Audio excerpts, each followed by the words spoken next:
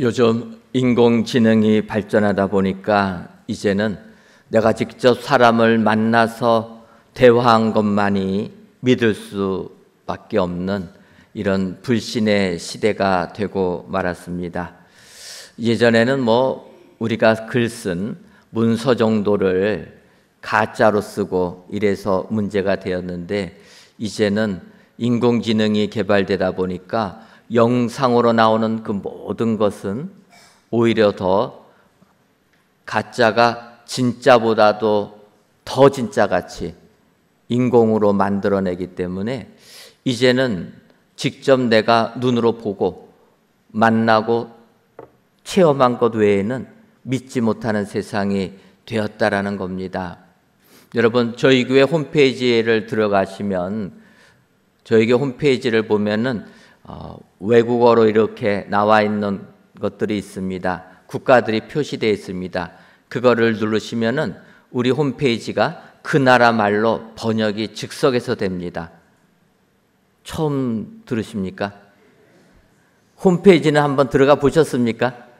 예, 거기 가 보시면 그 영어 여러 가지 국가 표시가 되어 있고, 거기를 누르는 순간 우리 교회 홈페이지가 한글로 된 것이 영어로 바꾸기도 하고, 중국어로 바꾸기도 하고, 독일어로 바꿔주기도 하고, 인공지능을 이용해서 이렇게 순식간에 번역을 해서 외국에 계신 분들도 읽어보라, 이렇게 해서 만들게 된 겁니다. 이렇게 인공지능을 이용해서 이렇게 홈페이지를 개편하시는 분이 실험 삼아서 저의 설교를 인공지능을 이용해서 다른 나라 말로 바꾼 겁니다. 그러니까 제가 하는 이런 목소리, 톤, 모습, 이런 패턴을 인공지능에게 학습을 시키고, 그것을 가지고 이제 저는 한국말로 설교를 했는데 이것을 영어로 바꾼 겁니다. 예전 같았으면은 웃기다 생각했을 텐데, 워낙 이 인공지능이 수준이 높다 보니까 제가 제 설교를 영어로 바꾼 것을 보고 깜짝 놀랐습니다. 와, 내가 영어를 이렇게 잘하네. 너무 잘하는 겁니다. 그런데 목소리 톤도 저하고 똑같고, 입 모양도 영어 발음하는 모양과 똑같게 나오는 겁니다. 그러니까 저는 이렇게 우리나라 말로 설교한 것이 인공지능을 이용하면 제 입 모양도 다르게, 목소리 톤도 한국말이 아니라 영어로 나오게 하는데, 이것이 전혀 어색하지 않고 실제 제가 하는 것처럼 나온다라는 겁니다. 어찌 보면은 더 잘 나온다라는 거예요. 그게 문제 아닙니까? 저보다 가짜가 더 잘해요. 그러면은 어떤 게 진짜인지 구별하기 어려운 시대가 된 겁니다. 바꿔 말하면 이 시대는 이제는 영상으로 나오는 모든 것은 믿지 못하는 시대가 되었다라는 겁니다. 영상으로 나오는 목소리, 영상으로 나오는 얼굴, 이 모든 것은 인공지능이 진짜보다 더 진짜같이 조작할 수 있기 때문이라는 겁니다. 와, 이런 시대를 살면 정말 우리는 참 믿지 못하는 시대입니다. 그래서 여러분, 이렇게 주일날 성전에 나와서 예배드리는 것이 축복인 줄 믿습니다. 직접 하나님께 예배드려야지 하나님이 가짜가 안 왔구나 이러지 않겠습니까? 코로나를 지나면서 많은 상가들이 어려움을 겪습니다. 인터넷으로 주문하는 것이 강제적으로 하다 보니까 이제는 사람들이 코로나가 다 해제가 됐는데도 인터넷으로 주문하는 게 편하다라는 겁니다. 직접 매장에 나가지를 않습니다. 근데 여러분, 그렇게 되면 어떻게 됩니까? 건강 다 잃어버리는 겁니다. 활동해야 되는 겁니다. 사람은 움직여야 되는데 편한 것만 추구하다 보면은 제일 편한 게 무엇입니까? 무덤에 들어가는 게 제일 편한 것 아닙니까? 더 이상 움직일 일도 없고. 어제는 저희 교회에서 이 지역 상가 사장님들, 대표분들 초청해서 간담회를 가졌습니다. 간담회를 가진 이유는 저희 교회가 이렇게 천호동에 이전하고 여기에 와 보니까 이 지역이 굉장히 많은 상가들이 있는 지역입니다. 그런데 코로나를 지나면서 이런 상가들, 영세업체들이 어려움을 겪는다라는 겁니다. 그래서 우리 교회가 우리 주변에 계신 상가분들, 어려움 겪는 분들 조금이라도 도움 드리려고 초청해서 식사하면서 또 우리가 서로 도와줄 수 있는 게 무엇인가 의견들 나누고 또 성도님들에게도 광고해서 가급적이면 우리 교회 주변에 있는 많은 상가들을 이용해 주시면 좋겠다. 그런 걸 위하여서 간담회를 하게 된 겁니다. 점점 더 사회는 온라인으로 들어가고 사람들과 만나는 걸 꺼리는 세상이지만 그런 세상은 결국은 허구라라는 겁니다. 그런데 이런 사상이 우리들의 신앙까지도 계속 오는 겁니다. 그래서 우리가 하나님을 믿고 믿음 생활하는 이것까지도 세상은 여러 가지로 의문을 제기하면서 우리의 신앙을 흔들고 있다는 겁니다. 여러분, 지금 이 시대에 얼마나 믿음 생활하는 게 힘들고 어렵습니까? 너무나 많은 정보가 우리의 신앙을 뿌리채부터 흔들고 있다는 겁니다. 이럴 때 오늘 말씀을 통하여서 우리의 신앙을 다시 한번 확실하게 믿고 나아가야 될 줄 믿습니다. 모든 것을 믿을 수 없는 이러한 세상에 오늘 사도 바울은 디모데후서 2장 11절에서 이렇게 얘기합니다. 미쁘다 이 말이요 우리가 주와 함께 죽었으면 또한 함께 살 것이요. 앞부분을 보면 미쁘다 이 말이요. 그 이하에 나오는 것들은 다 미쁘다라는 겁니다. 여러분, 미쁘다라는 의미가 무엇입니까? 미쁘다, 신뢰할 만하다, 믿음직스럽다 이런 말입니다.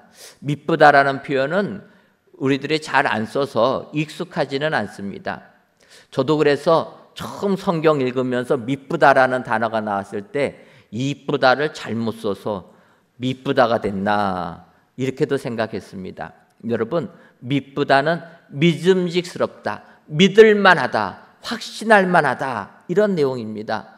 사도 바울이 오늘 디모데후서에서 우리가 신앙생활할 때 알아야 내용은 확실하게 믿을 만한 내용이라 이 믿음 가지고 신앙생활을 하는 것이 승리하는 신앙을 하게 된다 이야기하는 겁니다. 이 혼란한 이 시대, 어떠한 것도 믿지 못하는 이 시대, 오늘 사도 바울이 권면하는 이 말씀 다시 한번 마음에 새기셔서 믿음 생활 승리하시는 은혜의 모든 성도님들이 되시기를 주님의 이름으로 축원합니다. 그렇다면 미쁘다 이 말이여 말씀하시는 이 믿음의 내용은 무엇입니까? 먼저는 주와 함께 살 것을 믿으라라는 겁니다. 오늘 보면 디모데후서 2장 11절을 다시 보면 미쁘다 이 말이여 우리가 주와 함께 죽었으면 또한 함께 살 것이요. 우리는 예수님과 함께 살아가는 자인 줄 믿습니다. 우리는 주님과 함께 영원한 삶을 누리는 축복자들이 되는 줄 믿습니다. 그런데 이 구절을 보게 되면 우리가 주와 함께 죽었으면 또한 함께 살 것이요 라는 표현을 통해서 세례받을 때의 모습을 생각할 수 있습니다. 여러분, 우리가 세례는 어떻게 베풉니까? 물속에 들어갔다가 건져내는 것 아닙니까? 그 의미가 무엇입니까? 물속에 들어가면 숨을 쉬지 못해서 사람은 죽게 되는 겁니다. 그래서 우리가 예수님 믿게 되면 우리는 주님과 함께 이 세상에 대해서는 죽은 자가 된 것이고 다시 물 위에 나오면서 우리는 주님과 함께 살아난 자라 새로운 사람이 된 것이라 그런 의미로 우리가 세례를 베푸는 겁니다. 그런데 오늘 본문은 여기에서 그치지 아니하고 우리가 이 세상을 살면서 그리스도의 고난에까지 동참하는 것, 거기까지 나간다라는 겁니다. 바꿔 말하면 우리가 주와 함께 죽었다라는 것은 이제는 믿음 생활하면서 세상 것에 대하여서는 죽은 자가 되었다라는 걸 의미하는 겁니다. 여러분, 죽었다라는 게 무엇입니까? 죽은 것은 반응하지 않는 겁니다. 우리가 주와 함께 죽었다라는 것은 세상 것에 대하여서는 이제는 반응하지 않는 겁니다. 세상의 지식을 따라가지 아니하고 세상의 권력을 따라가지 아니하는 세상의 유혹과는 이제는 죽은 자가 되었다. 이것을 의미할 때 우리는 주와 함께 산 자가 된다라고 약속해 주시는 겁니다. 그런데 많은 사람들은 우리가 주님과 함께 사는 것에만 관심을 갖는 겁니다. 여러분, 주님과 함께 살아가는 것은 행복한 삶 아닙니까? 안 행복하십니까? 남편과 사는 게 행복하십니까? 기겁하시죠? 네. 주님과 함께 사는 게 행복한 겁니다. 근데 우리는 주님과 함께 사는 게 행복한데 그것만 생각한다라는 거예요. 오늘 성경은 뭐라고 합니까? 주님과 함께 사는 건 당연하고 확실한 것인데 먼저 주와 함께 죽어야 된다라는 것 아닙니까? 주님과 함께 죽을 때 주님과 함께 살아가는 행복한 삶이 우리에게 임하게 될 줄 믿습니다. 근데 많은 사람들은 이 앞부분을 생각하지 않는다라는 겁니다. 어떤 연세가 많으신 분이 너무나도 젊음을 유지하고 계십니다. 그러니까 사람들이 그분한테 질문하는 겁니다. 당신은 어떻게 해서 이렇게 젊음을 유지하십니까? 그러니까 그분이 그렇게 얘기합니다. 저는 매일매일 운동계획 세워가지고 하루에 1시간 이상 꼭 운동합니다. 음식도 잘 영양 맞춰가지고 음식을 먹습니다. 그리고 스트레스를 받지 않으려고 노력해서 스트레스를 안 받으니까 이렇게 건강합니다. 여러분, 여기까지는 뭐 우리가 다 아는 내용 아닙니까? 근데 그분이 그런 얘기하는 거예요. 이게 스트레스를 안 받다 보니까 제가 결혼 안 했기 때문에 이렇게 젊음을 유지합니다. 아니, 스트레스 안 받는 것까지는 좋은데 결혼 안 해서 젊음을 유지한다라는 거예요. 그분은 여성분입니다. 이렇게 얘기합니다. 내가 결혼을 안 했기 때문에 남편 챙기느라 자녀 돌보느라 스트레스 씨름하다 보면 스트레스 받는데 그 스트레스를 안 받으니까 내가 이렇게 젊음을 유지하는 겁니다. 그 인터뷰를 들었을 때 맞는 것 같기도 하지만 한편으로는 좀 씁쓸합니다. 여러분, 하나님께서는 사람이 혼자 있는 것이 좋지 아니하다 해서 아담을 창조하시고 하와를 만들어 주신 것 아닙니까? 그런데 결혼 안 해서 스트레스 안 받으니까 젊은 비결이라고 하니까 이건 좀 아니다, 이런 생각이 드는 겁니다. 여러분, 고린도전서 7장 7절을 보면 사도 바울이 이렇게 얘기합니다. 나는 모든 사람이 나와 같기를 원하노라. 그러나 각각 하나님께 받은 자기의 은사가 있으니 이 사람은 이러하고 저 사람은 저러하니라. 이 고린도 교회에 독신의 문제 가지고 논쟁이 될 때 사도 바울이 권하는 내용입니다. 사도 바울이 권한 것은 모든 사람이 나와 같기를 원하노라. 그럼 어떻게 살으라는 겁니까? 혼자 살으라라는 거예요. 사도 바울이 혼자 살다 보니까 사람들한테 권하는 겁니다. 나같이 혼자 사는 게 좋다. 그래야지 세상 일에 얽매이지 아니하고 주님 위해서 봉사하니까 혼자 사는 게 좋다. 젊음을 유지하기 위해서가 아니라 주님을 위해서 혼자 사는 게 좋다 권하는 겁니다. 하지만 바울이 여기서 그치는 게 아닙니다. 그러나 각각 하나님께 받은 자기의 은사가 있다.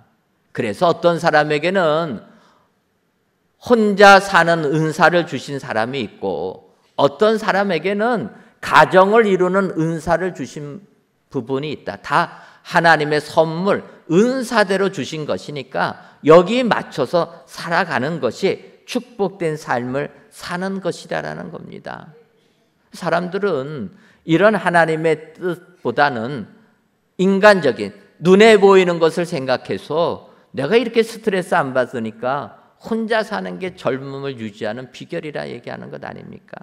여러분, 우리가 주님과 함께 사는 것이 행복한 삶이라면 그것을 이루기 위해서 먼저 주님과 함께 죽는 삶이 선제 조건인 것을 기억해야 될 줄 믿습니다. 그래서 갈라디아서 2장 20절을 보면 내가 그리스도와 함께 십자가에 못 박혔나니 그런즉 이제는 내가 사는 것이 아니요 오직 내 안에 그리스도께서 사시는 것이라. 이제 내가 육체 가운데 사는 것은 나를 사랑하사 나를 위하여 자기 자신을 버리신 하나님의 아들을 믿는 믿음 안에서 사는 것이라. 사도 바울이 고백하는 겁니다. 내가 그리스도와 함께 십자가에 못 박혔다. 그래서 그리스도와 함께 죽었다라는 겁니다. 그래서 이제는 내가 사는 것은 내가 아니라 내 안에 그리스도께서 사는 것이라. 여러분, 주님과 함께 십자가에 못 박어 우리 자신을 죽일 때 우리는 주님과 함께 영원한 삶을 살게 되는 축복자들이 되게 될 줄 믿습니다. 오늘도 이 사실, 이 진리 흔들리지 말고 확신하고 믿어서 믿음 생활 승리하시는 저와 여러분들이 되시기를 주님의 이름으로 축원합니다. 다음으로 미쁘다 이 말이여 하신 이 미쁘신 말씀은 무엇입니까?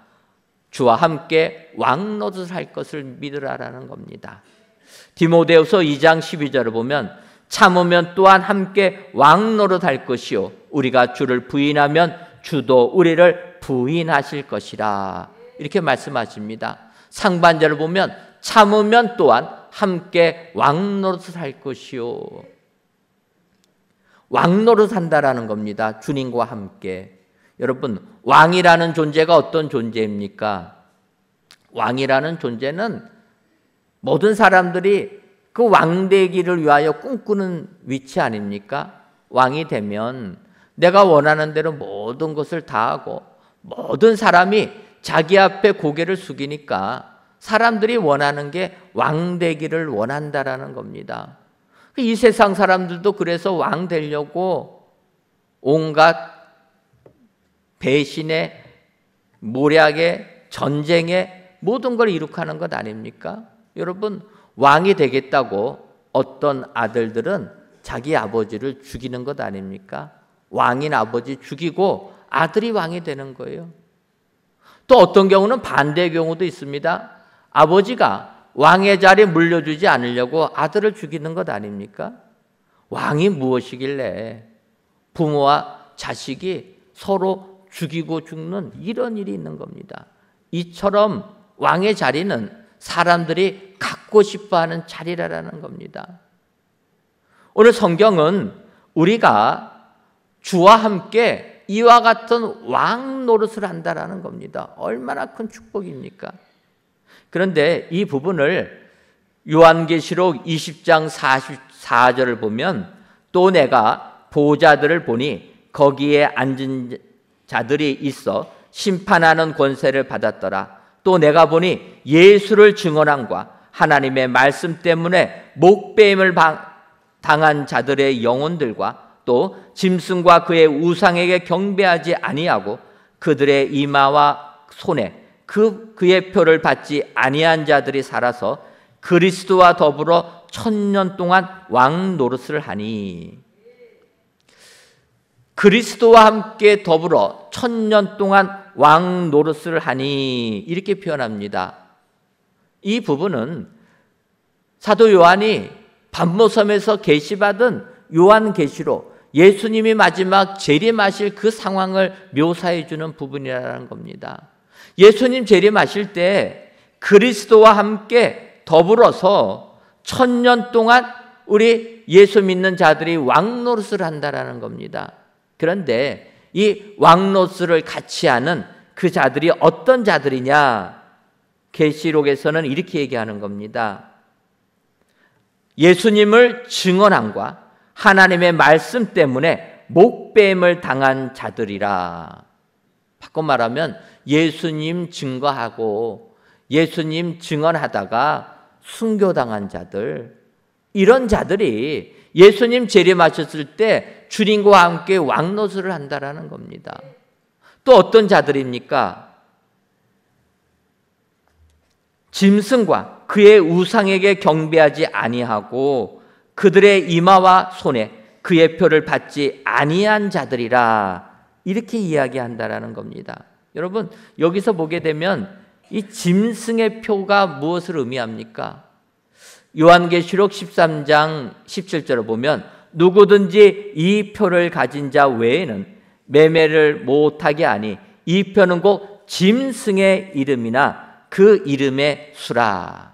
여러분, 마지막 때가 되면 사단이 우리들을 주님으로부터 끊어놓는다라는 것 아닙니까?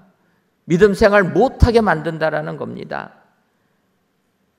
그때 그 사단이 우리에게 믿음 생활 못하게 만드는 방편이 무엇이냐면 자기가 주는 이 표를 가진 자 외에는 매매를 하지 못하게 만든다라는 겁니다.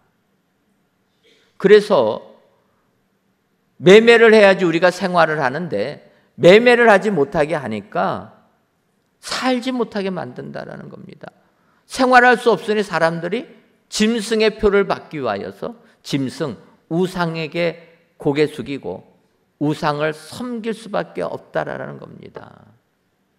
이렇게 우상에게 절하지 아니한 자가 결국은 주님과 함께 1000년 동안 왕노를 한다라는 겁니다. 여러분, 요즘 우리 사회가 얼마나 발전되어 있습니까?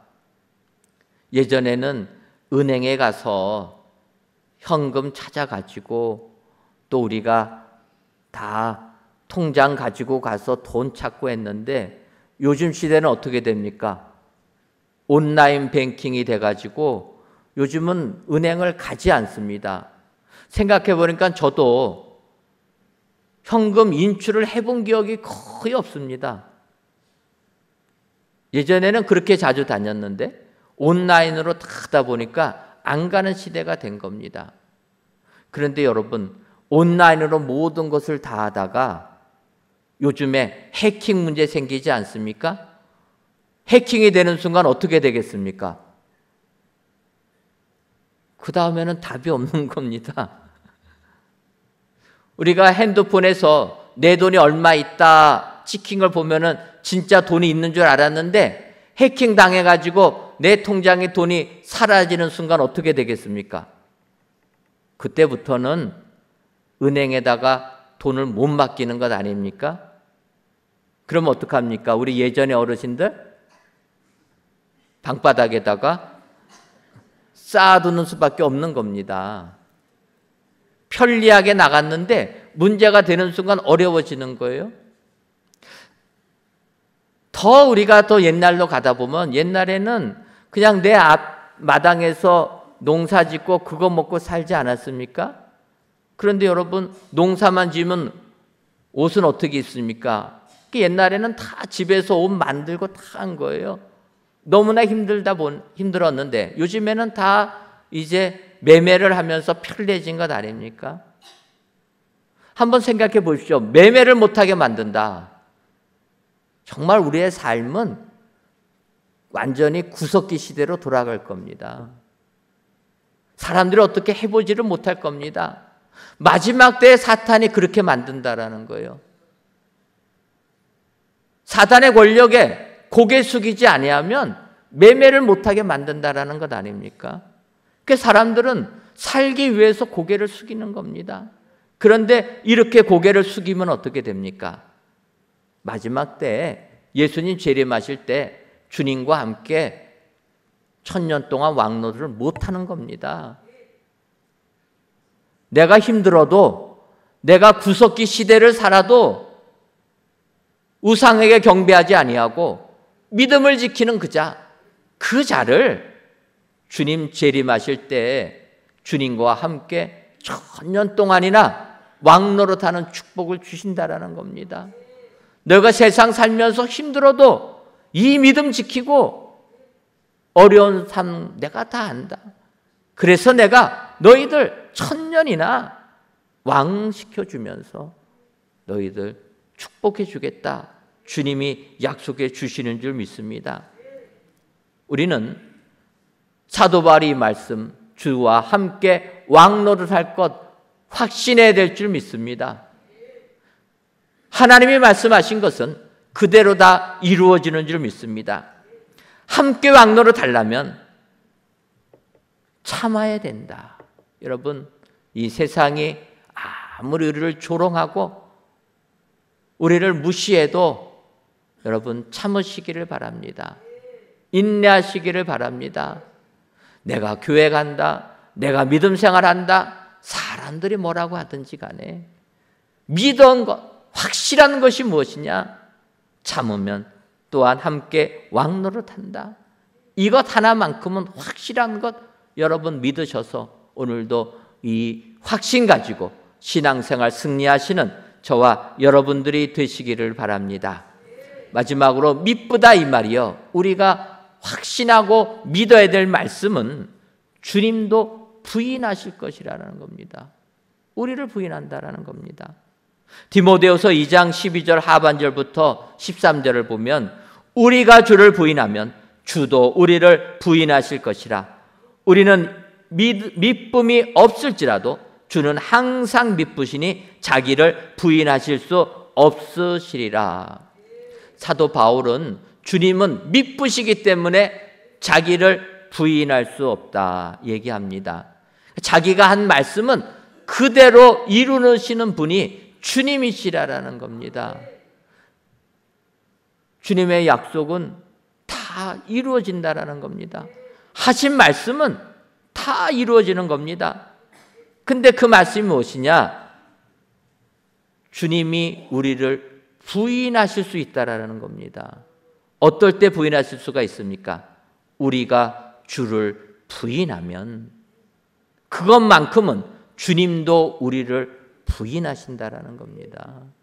이 말씀은 우리에게 주시는 경고의 말씀입니다. 이 세상을 살아가면서 우리가 주님을 부인하면 주님은 우리를 부인하신다라는 겁니다. 얼마나 두려운 말씀입니까?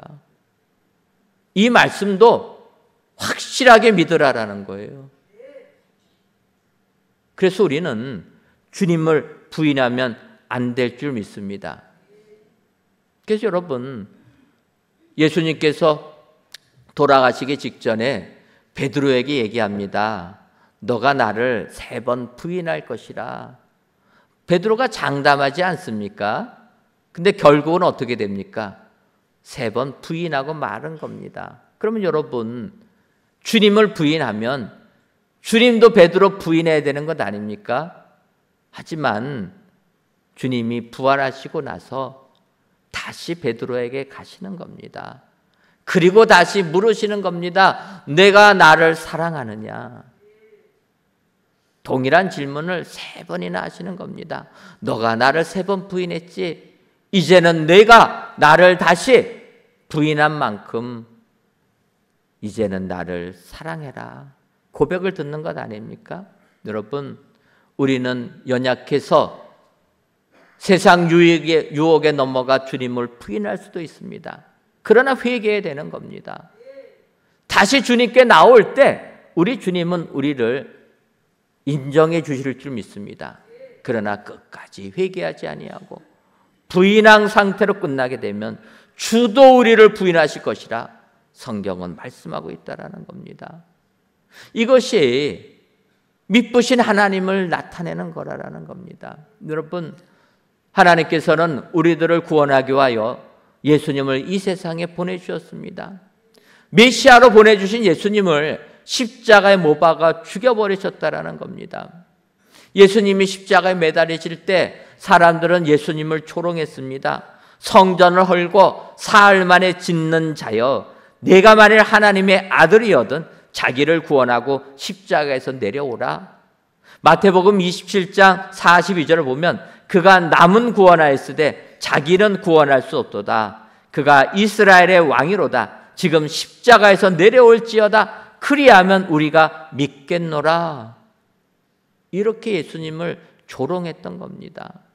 근데 여러분, 예수님이 이 세상에 오셨을 때 세례 요한은 이 땅에 오신 예수님 보면서 일성으로 이렇게 얘기합니다.